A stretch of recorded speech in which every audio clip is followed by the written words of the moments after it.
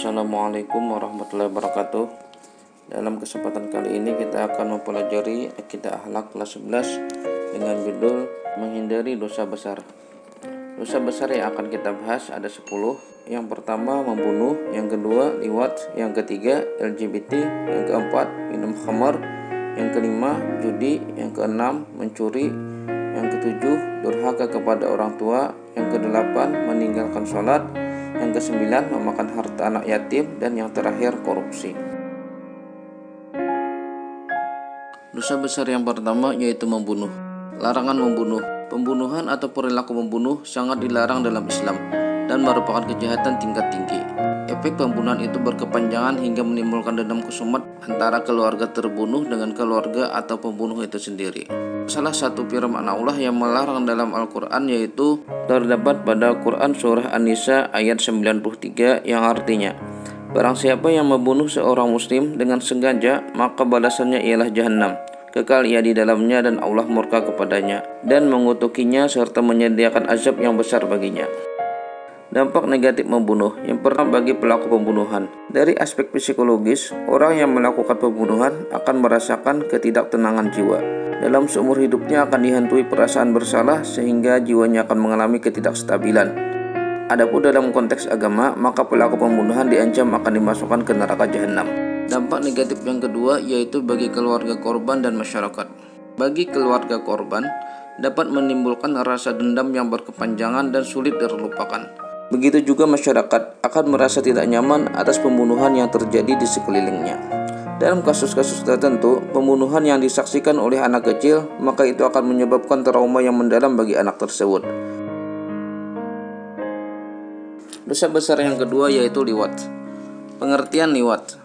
Kata liwat berasal dari kata lut yang dipecah menjadi kata lain seperti liwat, liwatah, talawut, dan lutiyah, yang kesemuanya itu bermakna melakukan sesuatu seperti perbuatan kaum Nabi Lut. Al-Mawardi mengatakan bahwa liwat adalah persetubuhan antara laki-laki dengan laki-laki. Istilah yang paling mendekati dengan pengertian liwat dalam bahasa Inggris adalah homosexuality atau sodomi. Dalam bahasa Indonesia, liwat bisa diterjemahkan homoseksual. Dasar keharaman liwat. Allah menyebut perilaku liwat sebagaimana dijelaskan surah Al-A'raf ayat 80 dengan sebutan fahishi atau kejijikan, sebagaimana firman-Nya yang artinya, dan kami telah mengutus Nabi Lut kepada kaumnya. Ingatlah tatkala dia berkata kepada mereka, mengapa mereka mengerjakan perbuatan fahisyah yang belum pernah dikerjakan oleh seseorang pun di dunia ini sebelummu. Adapun tentang keharaman perbuatan yang termasuk dalam kategori fahishi atau kejijikan dijelaskan oleh Quran surah Al-A'raf ayat 33 yang artinya, katakanlah, Tuhanku hanya mengharamkan perbuatan yang keji, baik yang nampak ataupun yang tersembunyi. Dampak negatif liwat. Yang pertama dikategorikan sebagai orang yang melampaui batas. Yang kedua dilaknat oleh Allah Subhanahu wa taala sebagaimana sabda Nabi Muhammad SAW yang artinya Allah melaknat orang yang melakukan perbuatan seperti kaum Lut. Allah melaknat orang yang melakukan perbuatan kaum Lut sebanyak 3 kali. Hadis riwayat Ahmad. Yang ketiga, daya rusak liwat lebih besar daripada zina. Yang terakhir, Allah menamakan orang yang melakukan liwat sebagai kaum perusak dan orang yang zalim, sebagaimana yang tersebut dalam surah Al-Ankabut ayat 30 sampai 31.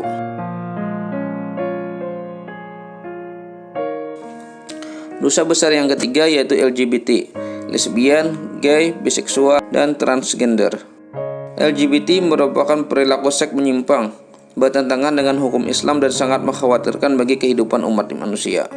LGBT terdiri dari lesbian, yaitu pasangan perempuan dengan perempuan. Yang kedua, gay, yaitu pasangan laki-laki dengan laki-laki. Yang ketiga, biseksual, yaitu tertarik kepada kedua jenis kelamin, baik kepada laki-laki maupun kepada perempuan.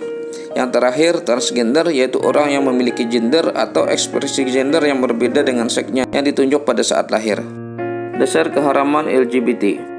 Dasar keharaman lesbian merujuk kepada beberapa surah Al-Quran, yaitu Al-Mu'minun ayat 5-7, An-Nisa ayat 119, kemudian surah Al-A'raf ayat 33. Dampak negatif LGBT.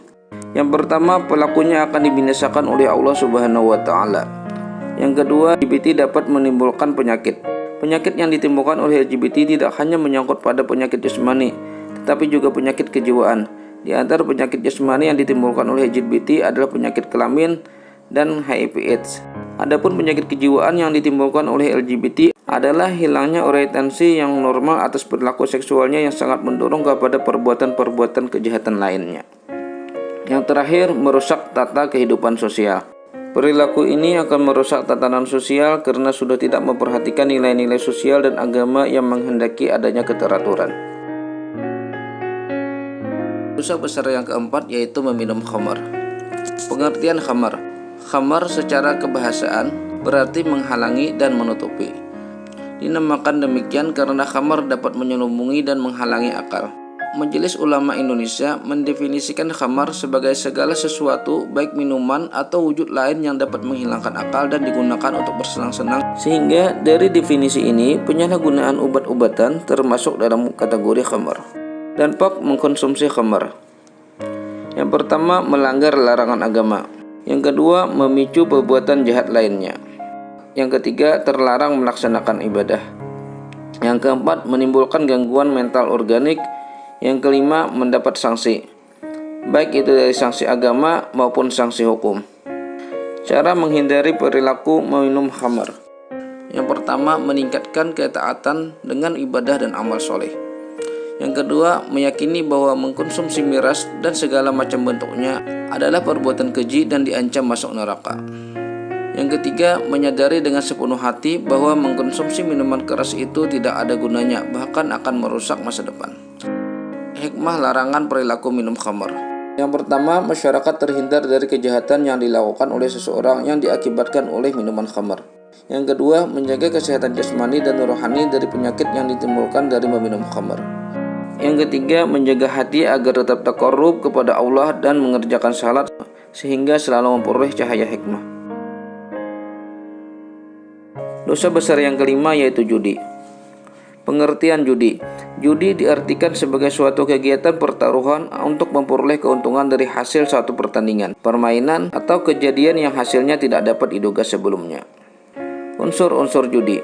Unsur-unsur judi ada 3. Yang pertama, permainan. Yang kedua, untung-untungan. Dan yang terakhir, adanya taruhan. Dampak negatif judi. Dampak negatif yang ditimbulkan dari perilaku judi yaitu yang pertama, judi adalah perbuatan syaitan. Yang kedua, merusak ukhuwah, menimbulkan permusuhan dan kebencian.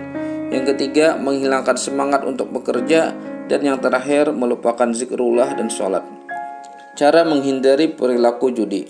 Yang pertama, para tokoh masyarakat, tokoh agama, dan pemerintah harus bergandeng tangan untuk bersama-sama memberantas perjudian. Yang kedua, setiap individu berusaha menghindari pergaulan dengan penjudi.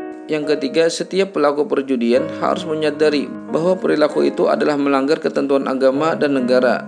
Yang keempat, berusaha mencari rezeki yang halal dan qanaah. Dan yang terakhir, senantiasa berjuang untuk menunaikan kewajiban secara istiqomah baik terhadap keluarga, lingkungan, dan kepada Allah Subhanahu wa Ta'ala. Hikmah larangan perilaku judi. Yang pertama, melindungi kehidupan sosial dari akibat buruk yang ditimbulkan dari perjudian.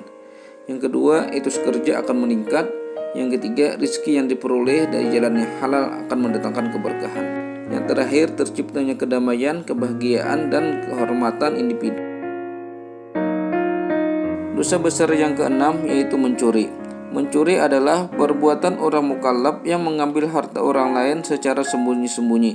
Jika harta tersebut mencapai satu nisab, terambil dari tempat simpanannya, dan orang yang mengambil tidak mempunyai andil kepemilikan terhadap harta tersebut. Dampak negatif mencuri. Pertama, bagi pelakunya yaitu mengalami kegelisihan batin, mendapatkan hukuman, mencemarkan nama baik, dan merusak keimanan. Dan bagi korban masyarakat, menimbulkan kerugian dan kekecewaan, menimbulkan ketakutan, dan munculnya hukum rimba. Perbuatan pencurian merupakan perbuatan mengabaikan nilai-nilai hukum. Menghindari perilaku mencuri. Cara untuk menghindari perilaku mencuri yaitu dengan cara mensyukuri nikmat yang telah diberikan Allah kepadanya. Yang kedua, dengan menghormati harta milik orang lain. Dan yang ketiga, meningkatkan etos kerja. Hikmah larangan mencuri. Hikmah larangan mencuri yaitu terjaminnya hak milik seseorang. Yang kedua, setiap orang akan termotivasi untuk bekerja lebih keras. Yang ketiga, terjaminnya tata kehidupan sosial yang damai dan harmonis. Yang terakhir, dengan adanya ancaman hukum bagi pelaku pencurian, maka orang akan hati-hati dan tidak melakukan pencurian. Dosa besar yang ketujuh yaitu durhaka kepada orang tua. Larangan durhaka kepada orang tua. Durhaka kepada orang tua adalah termasuk dosa besar yang tingkatannya mengiringi dosa syirik, sebagaimana sabda Nabi Muhammad SAW yang artinya dari Abdullah bin Amr, ia berkata, seseorang Arab Badui datang kepada Nabi Muhammad SAW lalu berkata, "Wahai Rasulullah, apakah dosa-dosa besar itu?" Beliau menjawab, "Isyrak dengan Allah." Ia bertanya lagi, "Kemudian apa?" Beliau menjawab, "Kemudian durhaka kepada kedua orang tua."